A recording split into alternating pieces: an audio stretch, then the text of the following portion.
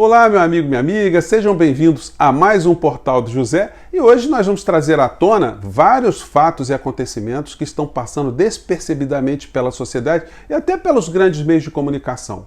É o deputado Daniel Silveira merecedor de direitos humanos? Ele tem direito ao devido processo legal? O que ele pensa disso? E as pessoas que o seguem? E os bolsonaristas? E o presidente da República? Que cenário a gente tem para o futuro em relação à situação dele, à situação do Brasil e aos debates e aos embates que estão surgindo por conta dessa prisão? Nós vamos discutir tudo isso aqui no nosso portal. Se você está chegando agora, se inscreva, dê o cliquezinho no cantinho, participe das nossas reflexões, mande seus comentários, porque são sempre lidos, são sempre considerados. O nosso portal recebe muita opinião de vocês todos. E se gostar, deem o joinha, enfim, chame seus amigos para participarem dos nossos papos aqui. Gente, essa prisão do deputado Daniel Silveira está servindo para chamar atenção para várias situações. Eu gostaria que algum jornalista pudesse entrevistar o deputado para saber a opinião dele agora, ele na condição de preso, o que ele acha de direitos humanos, o que ele pensa sobre respeitar direitos das pessoas humanas que estão presas provisoriamente, os que não foram condenados, ou até mesmo os condenados. Um preso, ele pode ser torturado? É possível que o Estado faça qualquer coisa com a pessoa que está sob a sua cautela para se chegar à verdade? E os familiares das pessoas que estão presas? E o devido processo legal? É possível ter um devido processo legal numa sociedade quebrada, numa sociedade que funcione como uma ditadura? E o AI-5? O que é o AI-5? Por que o deputado defende o AI-5 e depois desmente? Como vários seguidores, né? A gente vê aqui, hoje tem uma matéria aqui no jornal, mostrando aqui que o deputado Eduardo Bananinha também fez a mesma coisa, defendeu o AI-5, quando foi interpelado, ele recuou, não é bem assim. O deputado Tony de Paula, aqui do Rio de Janeiro, né, que se diz pastor evangélico, também questionou a Constituição brasileira, também defendeu o AI-5, depois voltou atrás. O deputado Alê Silva, do PSL de Minas Gerais, enfim. As pessoas, quando veem como funciona a estrutura do direito e o que elas têm a perder quando elas cometem crimes e irregularidades de forma irresponsavelmente, né, de forma irresponsável, elas recuam. Pelo menos se eles tivessem coerência, a gente veria que essa gente tem algum pingo de caráter, coisa que falta na maior parte dessas pessoas quando elas são confrontadas. É bom lembrar que o deputado Daniel Silveira se envolveu nessa história toda porque ele é um seguidor do presidente da República. Ele tentou agradar o chefe, reproduzir discursos que o chefe faz durante 30 anos, durante toda a sua vida, desde que ele saiu das Forças Armadas.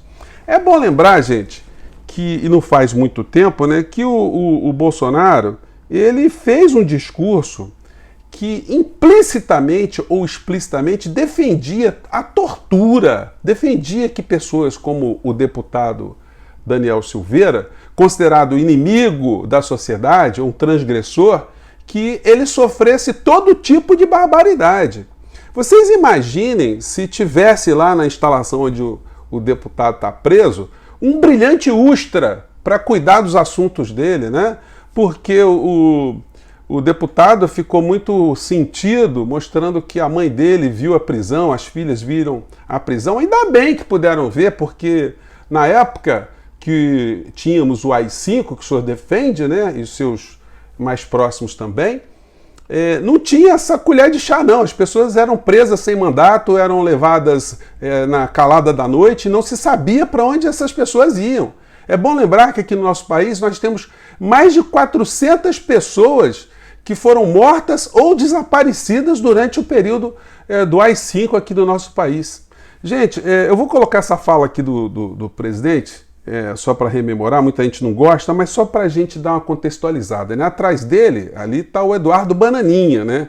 Deputado federal, nessas manobras que o Bolsonaro fez para colocar um filho em São Paulo disputando a eleição, sem ter domicílio em São Paulo, e ele no Rio de Janeiro como deputado federal, enfim, para a família levantar uma graninha, né? Disse à época, então, o presidente, ou depois seria o presidente da República. Vamos lá. Pela memória do coronel Carlos Alberto Brilhante Ustra, o pavor de Dilma Rousseff. Então, ele falou com uma força, né? O pavor de Dilma Rousseff, porque o relato que ele tinha é que a Dilma foi torturada, foi barbaramente torturada para, enfim, dizer coisas, entregar pessoas, enfim. E esse é o inspirador de figuras como o Daniel Silveira. Nessa contradição, né, o AI-5 quebrou a ordem institucional. Eu vou colocar para vocês, para as pessoas que tiverem interesse, isso é fácil de encontrar na internet, porque o ato institucional número 5, ele tem apenas 12 artigos, né?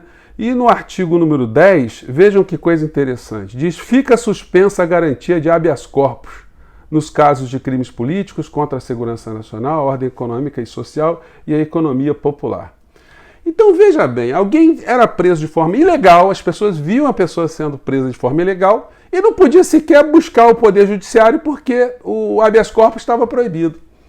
Mesmo assim, alguns advogados, eles não se submetiam a esse tipo de situação e quando eles encontravam ou eram chamados para defender alguém, eles entravam com habeas corpus mesmo assim, para ver o juiz, se o juiz teria um comportamento digno e também enfrentar a ditadura e permitir que uma pessoa fosse torturada, ou fosse assassinada, ou tivesse um outro tipo de comportamento. Raramente elas tinham sucesso, mas os advogados faziam isso para mostrar para o mundo o que é que estava acontecendo no nosso país. Então eu gostaria muito de saber a opinião do deputado agora, quando ele fez aquela fala para o Fachin. Você se lembra, Fachin, do AI-5? Você lembra dos homens de botões dourados? Quer dizer, num tom absolutamente intimidatório, enaltecendo o que aconteceu por conta da quebra da democracia no nosso país. Então, gente, o embate hoje, ele transcende a discussão política. Não é um debate de ideias, até porque essa gente, eles estão sendo educados já há algum tempo a não debater ideias mais. Eles querem eliminar o inimigo. Quando você pega nas redes sociais esse pessoal que segue o Olavo de Carvalho, o discurso é esse. Não é para discutir com o inimigo, é para aniquilar, para desmoralizar o inimigo. É só isso que funciona como uma ferramenta dessa gente. Então o debate hoje não é mais um debate meramente político, é um debate sobre quem é do bem e quem é do mal, de uma forma muito simples. E o presidente brasileiro, quando ele defende um torturador, que é a figura mais abjeta que a humanidade pode produzir, esse homem não pode ser considerado um homem do bem, gente. O jornal hoje também, a Folha, está fazendo a matéria aqui, que o Exército Brasileiro não regula mais armas no nosso país há 10 meses. Bolsonaro mandou revogar os decretos que regulavam a origem dos armamentos, das balas, de explosivos. Isso não pode ser detectado hoje e o Ministério Público está cobrando a atitude, o Exército está caladinho, as coisas estão se dando. Alguém que fica querendo praticamente panfletar arma é uma pessoa do bem. Eu não entendo como é que tem evangélico que acha que Bolsonaro é uma pessoa do bem, que ele está a serviço do bem, de alguma coisa boa.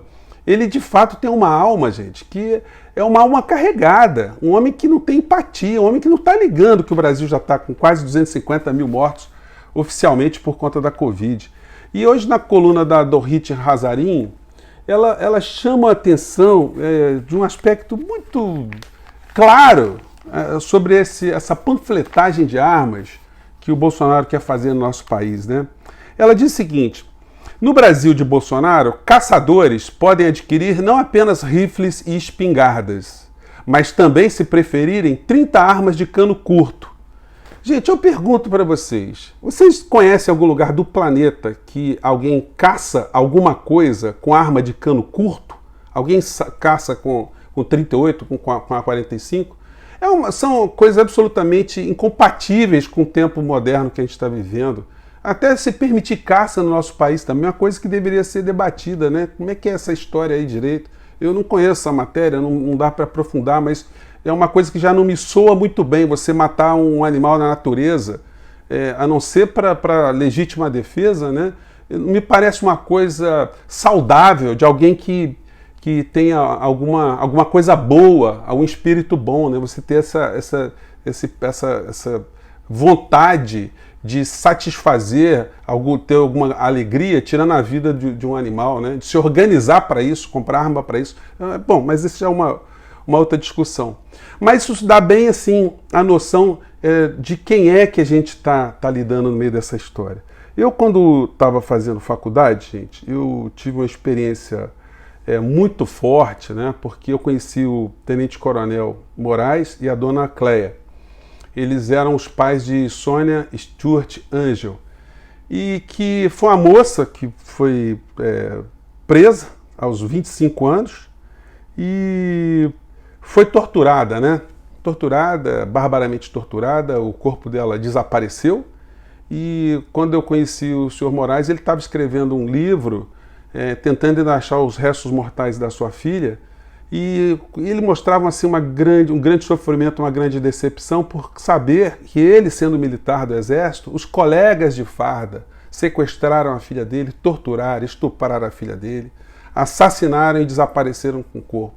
Então ele usava ainda os canais que ele tinha dentro das Forças Armadas para tentar localizar a filha. E sofreu muito, e a gente conhece, quer dizer, eu conheci num filme, um documentário que ele exibiu na nossa faculdade e que foi muito marcante para mim.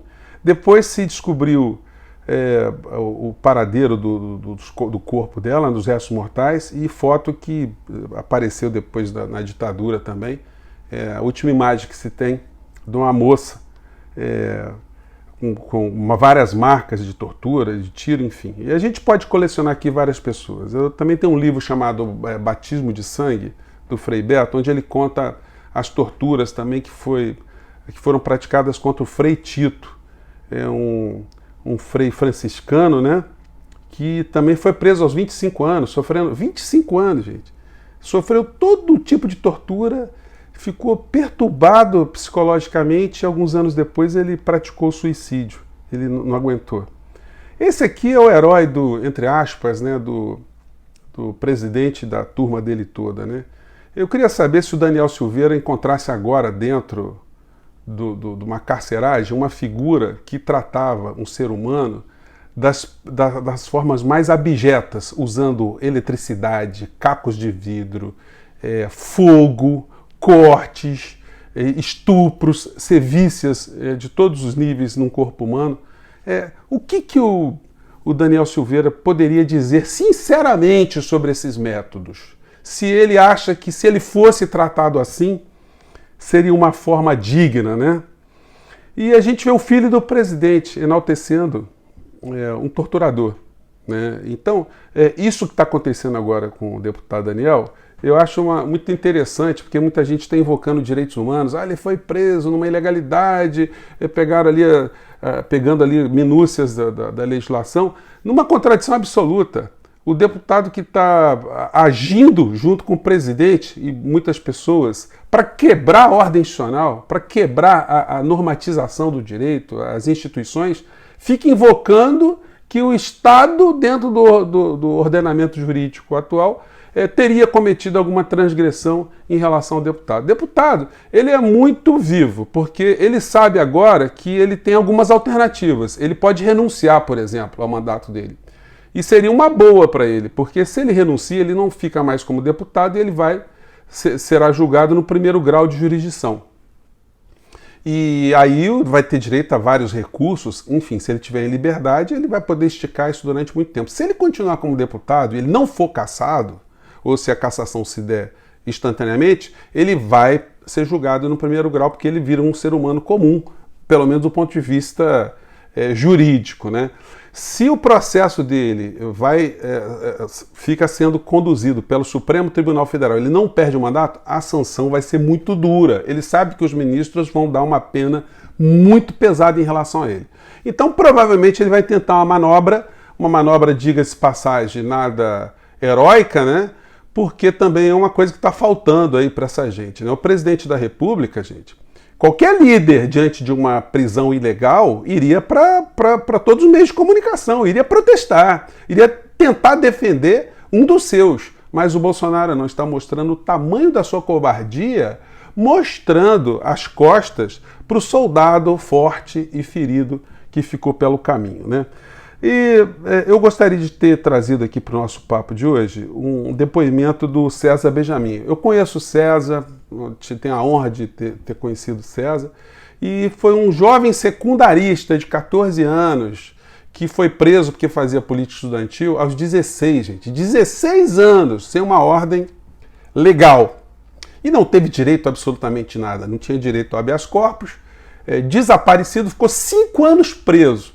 Eu vou trazer só um pedaço aqui de um depoimento que ele fez para a Anistia Internacional, porque foi a Anistia que salvou o César no final da história. Ele foi considerado um personagem importante naquele período, a ponto da Anistia vir para o Brasil para tentar salvá-lo, né? Coisa que aconteceu com muito custo. Mas vamos acompanhar aqui algumas falas do César, que elas são muito exemplificativas do que é que a gente está enfrentando agora. Vamos lá. E fui preso em 31 de agosto de 71. Bom, ali eu comecei a ser interrogado com os métodos de sempre, né? Choque, pau de arara, etc. Eu fiquei sem comer, sem beber, sem dormir durante muitos dias lá numa cela chamada geladeira. É uma cela muito fria, muito escura e com som eletrônico forte, que é o som que eu ouço até hoje. Né? Eu perdi a audição. Foi um período bastante duro de solitária. Como eu fui preso menor de idade, né, a minha prisão permaneceu semi-clandestina, eu não podia ser processado. A minha vida continuava correndo risco. Né? E eu estava na Vila Militar, em quartéis militares. Então, a entrada da Anistia Internacional, né, nesse momento, e a minha adoção como preso do ano, quer dizer, eu acho que teve uma importância significativa no sentido de impedir qualquer... Aí, gente, vou colocar aqui um trecho aqui do momento que eu acho muito importante. Ele fala aqui de como ele fez para manter a sanidade dele o tempo que ele foi torturado, ficou preso, incomunicável. Vamos lá. Eu me esforçava muito para não perder completamente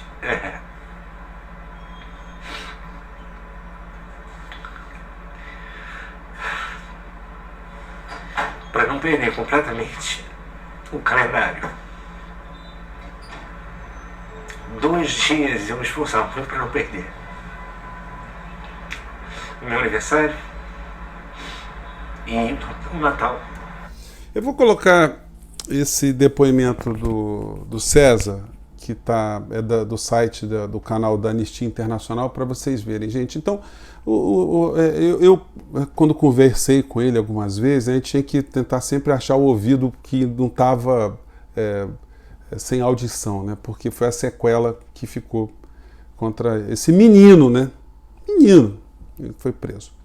Então, gente, que esse episódio do Daniel sirva para trazer a humanidade, quem está perdendo a humanidade, e para as pessoas, quando se comportarem, falarem sobre alguma coisa, no aspecto jurídico, aspecto de direitos humanos, elas terem muita responsabilidade. Porque olha o que está acontecendo com o Daniel, preocupado com a mamãe dele, quando tudo que ele defende, até o dia de hoje, defendeu, faz tantas mães, ou fizeram tantas mães sofrerem e chorarem, né? Gente, eu fico por aqui, um grande abraço, obrigado por vocês estarem aqui, até o nosso próximo encontro. Tchau.